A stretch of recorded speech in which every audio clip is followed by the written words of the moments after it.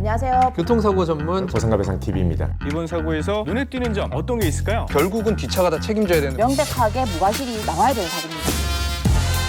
안녕하세요. 보상가배상 교통사고 전문 변호사 장슬기입니다. 저희가 교통사고 피해자로 사무실에 상담을 오셨을 때 묻는 그 단골 질문이 있는데요. 나이나 무슨 일을 하고 계셨는지, 사고 상황이 어땠는지 이건 당연히 묻는 거고요. 사고 내용을 들었을 때 피해자분이 야간에 도로를 횡단하다가 사고 난 경우라면은 저희가 추가적으로 혹시 그날 사고 날 때 무슨 색깔 옷 입고 계셨냐요? 이런 질문을 꼭 하거든요. 당사자들은 무슨 옷 입은 게 왜 중요하지? 왜 물어보는 거지? 라고 생각하실 텐데요. 차대 보행자 사고에서 보행자의 그 과실이 있는 경우라면요. 예를 들면 횡단보도인데 보행자 신호가 아닌 상태에서 횡단보도를 건넜다든지, 횡단보도가 없는 도로인데 길을 건너다가 사고를 당했다든지, 또는 주택가나 이면도로가 있는 곳인데 그런 곳에서 길을 가다가 차에 치였다든지, 이런 경우에는 보행자가 운전자 눈에 얼마나 잘 띄는 옷을 입고 있었는지가 사실 과실의 중요한 요소가 될 수 있다는 걸 아셔야 돼요. 만약 교통사고를 당한 때가 야간 시간이고 비까지 오고 있는 날이었다. 이러면 가해차 보험사에서는 무슨 주장을 하냐면요. 밤이었고 비가 오고 있어가지고 운전자가 전방 주시를 잘했다고 하더라도 멀리까지 시야 확보가 잘 안 되는 상황이었는데 보행자가 어두운 색 옷을 입고 있어서 멀리에서는 보행자가 보이지 않는 상황이었다. 가까이 와서 보니까 사람이 건너고 있는 게 보였다. 사람이 건너고 있다는 걸 인지하고 멈춰 서려고 했는데 이미 늦었었다. 이런 주장을 반드시 하거든요. 그래야지 자동차의 과실이 적어지니까요. 자, 그러면 반대로 보행자가 밝은색 옷을 입고 있어서 멀리서도 잘 보이는 상태였다면요. 그럼 보행자 측에서는 이런 주장을 할 수 있겠죠.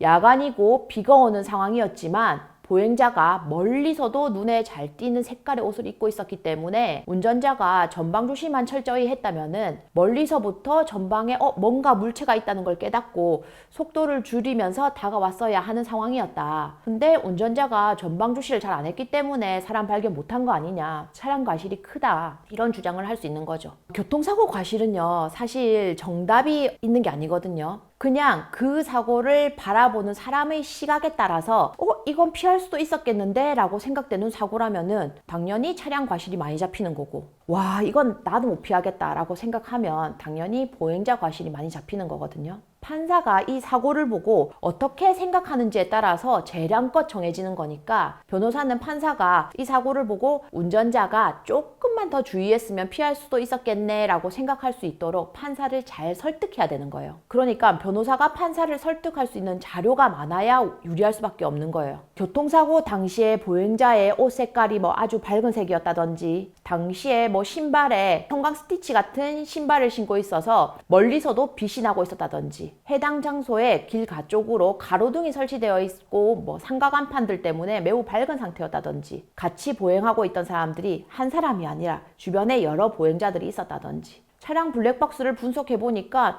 상당히 먼 거리인데도 전방에 점같이 보이긴 하지만 사람이 보이는 것 같은 상황이었다든지, 이런 주장을 여러 가지 해가지고 판사가 보행자한테 유리하게 사고 상황을 생각할 수 있도록 설득을 하는 과정, 쉽게 말하면 판사를 꼬시는 과정이 이 과실이 중요한 소송의 진행이라고 보시면 됩니다. 블랙박스가 있다면은 블랙박스를 분석해서 보행자의 형체가 최초로 보이는 시점이 언제이고 해당 도로의 제한 속도가 얼마인지를 계산해서 전방 주시를 철저히 했고 제한 속도 이내로 서행하였다면은 이 사고를 피할 수 있었는지 등을 모두 계산해서 보행자에게 최대로 유리하게 재판을 이끌어가는 게 이제 변호사의 역할이거든요. 근데 변호사가 아무리 노력을 하려고 해도 사실 편을 들어줄 수 없는 경우도 너무 많아요. 제가 봐도 이건 발견하기 쉽지 않았겠는데 하는 사고도 많거든요. 그러니까 보행자 스스로도 조심을 해야 해요.